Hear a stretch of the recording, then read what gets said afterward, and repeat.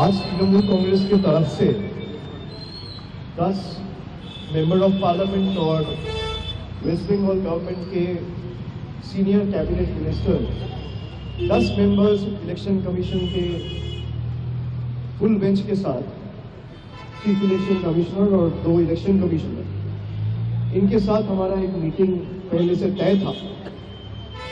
जो 8-10 मुद्दों पे आज बात हुआ है और 12 बजे की मीटिंग शुरू हुआ। अभी 2:45 बज रहे हैं, 2.5 घंटा मीटिंग चला है।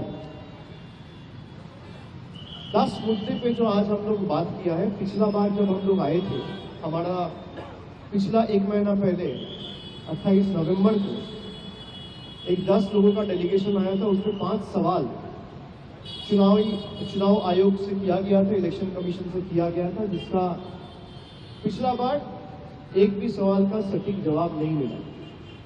उसी दिन रात को कुछ पत्रकारों को सिलेक्टिवली लीक किया गया इलेक्शन कमीशन की तरफ से कि इलेक्शन कमीशन ने हर सवाल का जवाब दिया है।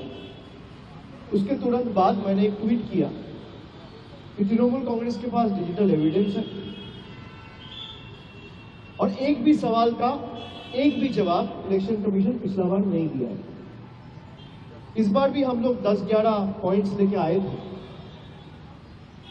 और 2-3 पॉइंट छोड़ के कहीं कोई क्लैरिटी नहीं मिला है। मैं उनको एसआईआर पे सवाल पूछता हूं तो वो चले जाते हैं सिटीजनशिप पे। मैं उनको डिलीशन पे सवाल पूछता हूं तो वो चले जाता है इलेक्शन का फॉर्म 7 फिल करो। किसी का भी कोई कॉन्क्रीट जवाब, एक इशू जो हम लोग उठाए हैं, मैं सारे पत्रकारों के सामने बताना चाहता हूं। पहला तो हमने जो लॉजिकल डिस्क्रिपेंसीज के केसेस हैं, 1 करोड़ 36 लाख केसेस, और उसके अलग अलग 5-6 कैटेगरी बनाया गया है कि कुछ केसेस में पिताजी के साथ जो वोटर है उसका 15 साल का डिफरेंस है, इसलिए डिस्क्रिपेंसी में डाला है। कहीं नाम में कोई स्पेलिंग एरर है, इसलिए डाला है। कहीं सरनेम में कोई स्पेलिंग मिस्टेक है, इसलिए डाला है। कहीं ग्रैंड पेरेंट्स के साथ कोई एज डिफरेंस है तो डाला है। कहीं एड्रेस में कोई डिफरेंस है तो डाला है। लेकिन वो लिस्ट अभी तक पब्लिश नहीं हुआ है।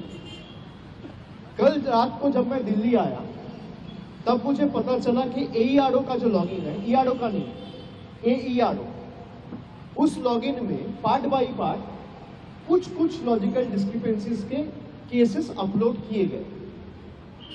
लेकिन उसमें भी जो ऐप के थ्रू अपलोड किया गया, उस ऐप में भी बहुत सारे फ्लॉज हैं जो आज मैंने मीटिंग में बताया। जैसे ही आप लॉजिकल डिस्क्रिपेंसीज के कोई केस में जाते हैं तो वहां पे 4 ड्रॉप डाउन आते हैं। एक आता है सेंड टू DEO, एक आता है जनरेट हियरिंग नोटिसेस, एक आता है फाउंड ओके, और चौथा आता है फाउंड इनएलिजिबल। अगर डॉक्यूमेंट सबमिट करने के बाद भी किसी का केस ओके है और फाउंड ओके में दबाया जा रहा है, क्लिक किया जा रहा है, तो भी हियरिंग नोटिसेस जनरेट हो रहे हैं, जिसका कोई जवाब उन्होंने नहीं दिया। उन्होंने माना कि ऐप में हो सकता है कोई टेक्निकल ग्लिचेस हो, लेकिन इसका कोई जवाब हमें नहीं मिला।